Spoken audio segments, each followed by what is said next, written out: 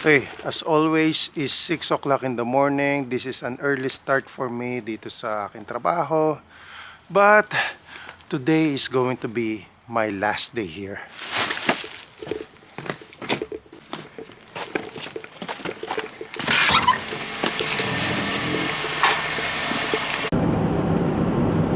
Kahapon nga pala ay birthday ng nanay ko. Tapos ngayon naman ay last day ko na sa trabahong ito.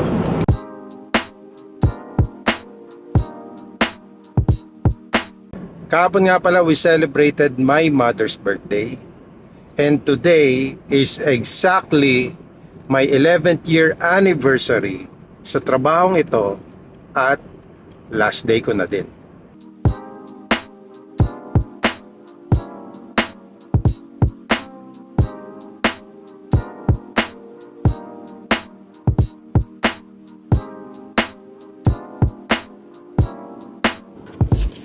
All right, finally here.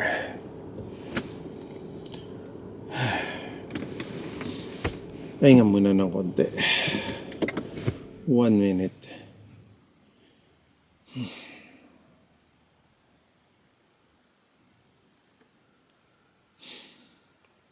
Tara na.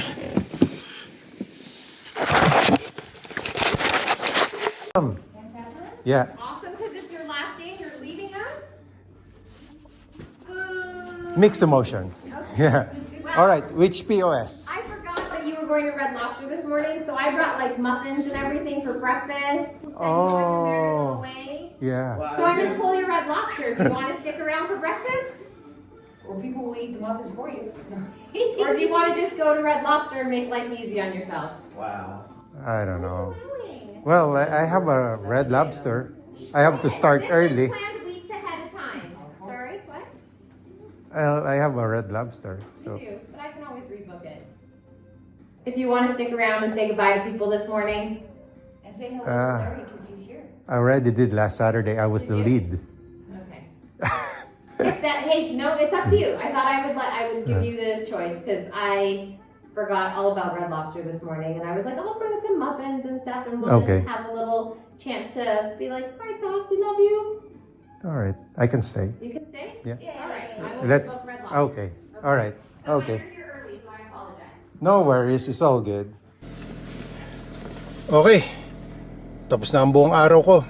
Tapos na ang last day ko dito sa akin trabaho. Hindi ko na pinakita yung buong araw ko na ginawa ng carpet cleaning. But this morning nga, nagkaroon ng konting salo-salo. Nag-prepare ng muffin yung aking manager. And kinausap din ako mismo nung may-ari ng company namin. And nagulat din sila dun sa bigla ang pagre-resign ko.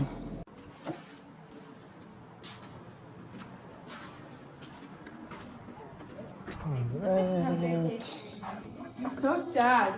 Why? Why so sad? You're gone. And then about 10 steps. But I told her na hindi rin ako sigurado dito sa tatahakin kong bagong trabaho. Sabi ko sa kanya, una, wala akong experience sa trabahong ito. This is something new to me. But this company, itong kumpanya ko na pinanggalingan ko saan nag-resign ako, has built me to this status. So nakatulong itong kumpanyang ito sa akin ng malaki, sabi ko sa kanila, sa aking personal na development, and it teach me to you know, kasi tinuturo namin tuwing umaga pagka kami nagmi-meeting ay meron kaming ladder of success. Pero do sa ladder of success na yon, makikita mo do sa dulo nun yung success, pero along the way puro failures. So sabi ko sa kanila na definitely I will fail in this new career. That's a definite yes, na magfe-fail ako along the way. Pero I'm willing to take that risk, and this is my uncomfortable zone kasi wala talaga akong alam eh. But I think it's going to be a great adventure. Maaaring mali ang desisyon ko na ginawa. Na baka sabihin ng iba, bakit after 11 years ka pa nag-decide, diba? I don't know. Hindi ko alam. Mostly ng trabaho pinanggagalingan ko, katulad ng trabaho ko sa Pilipinas, tumagal din ako ng 10 years doon.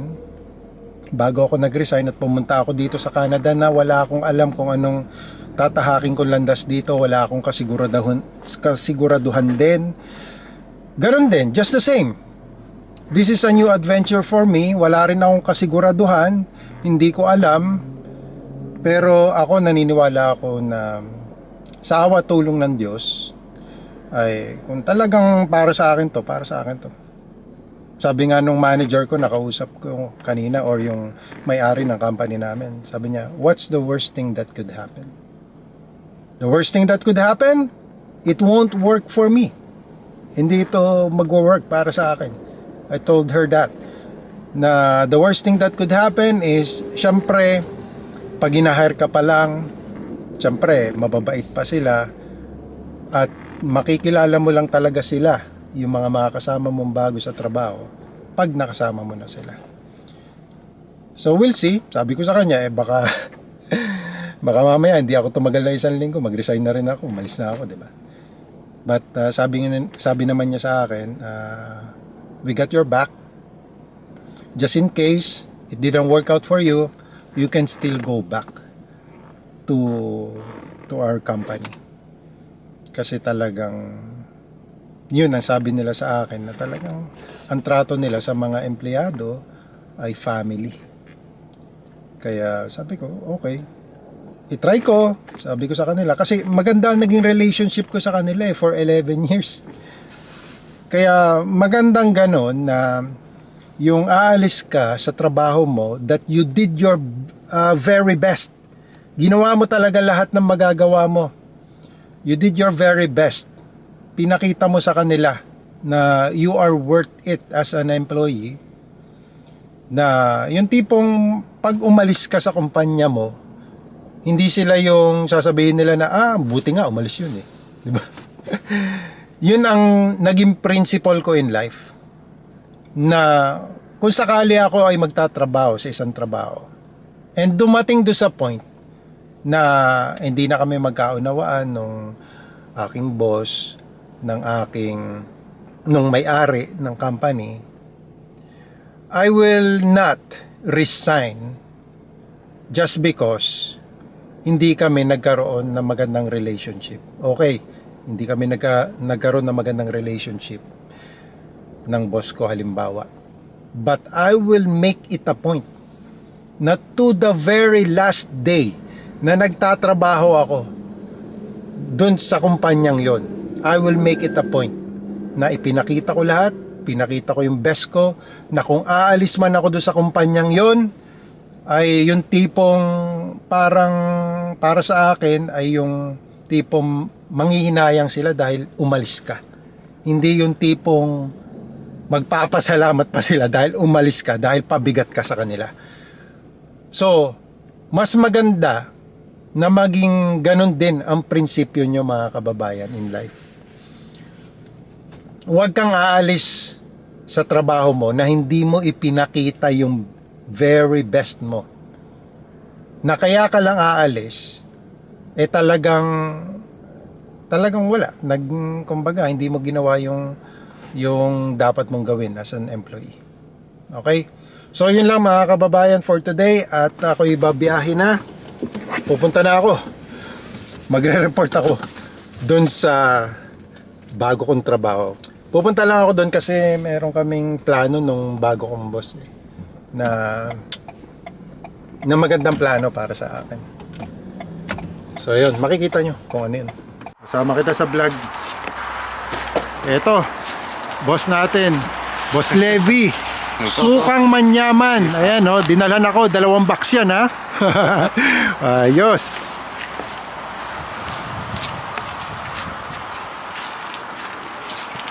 Thank you, Boss Levi, ha.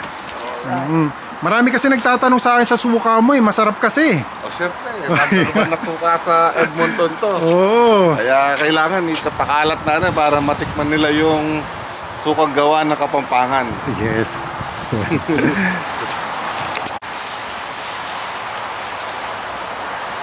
Yun no.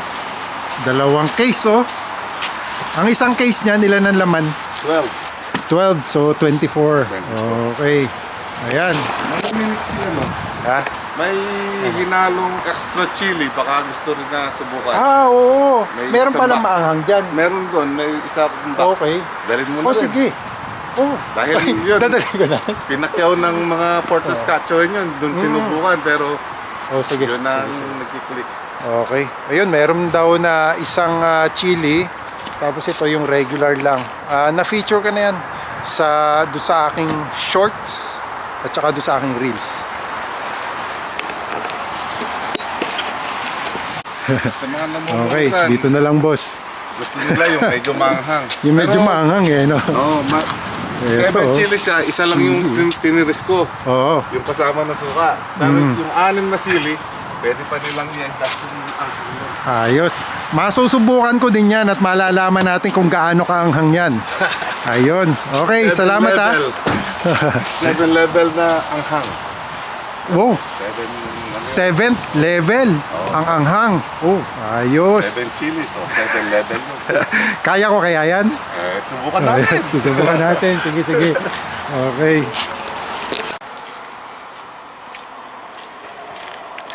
Ayos.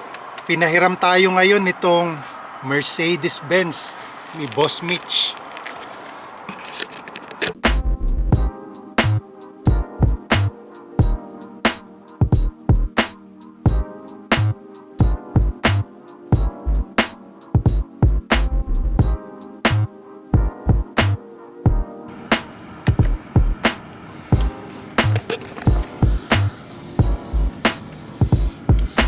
I-date ko muna si Mrs.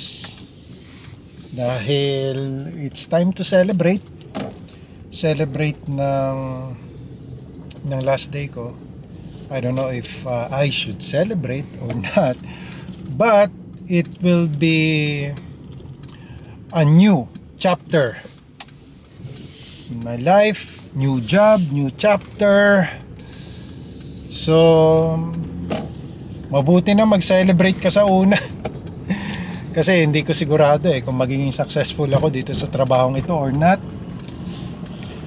Pero I'm positive na whatever happens ay itiwala natin yung ating buhay at kapalaran sa Diyos na makapangyarihan sa lahat.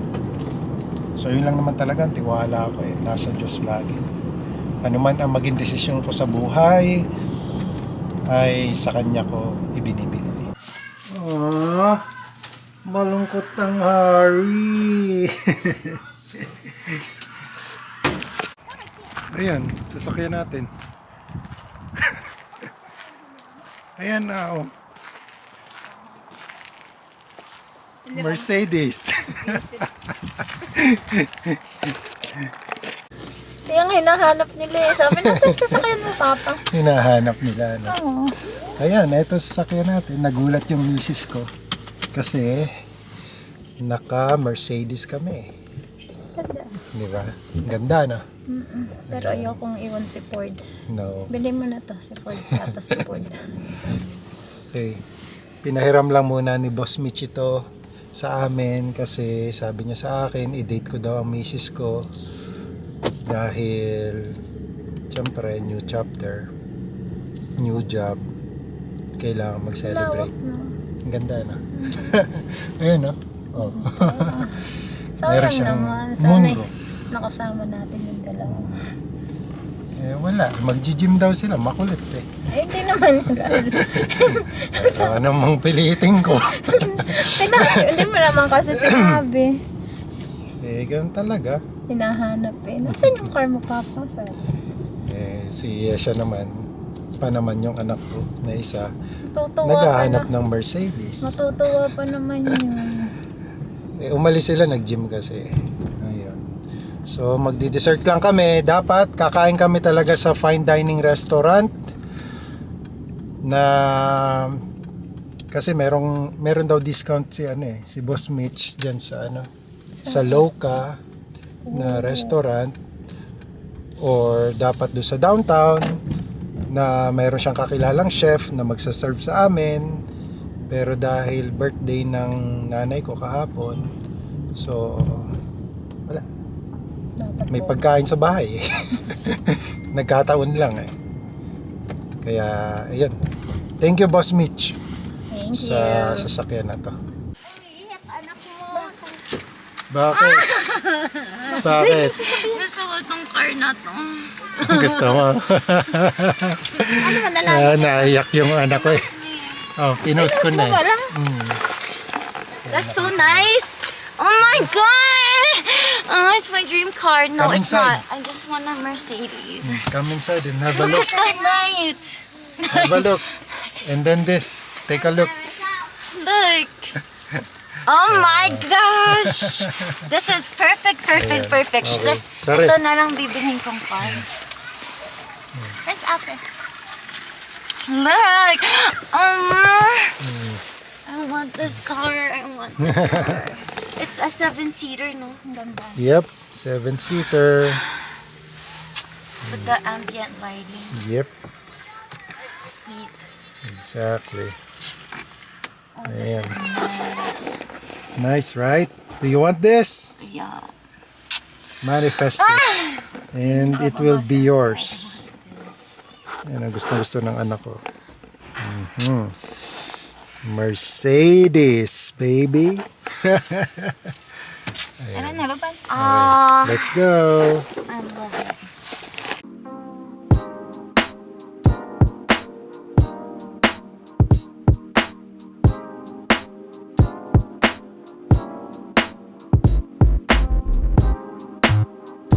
Hi guys. What we're gonna get is hit D spot and and hindi kumain ka din.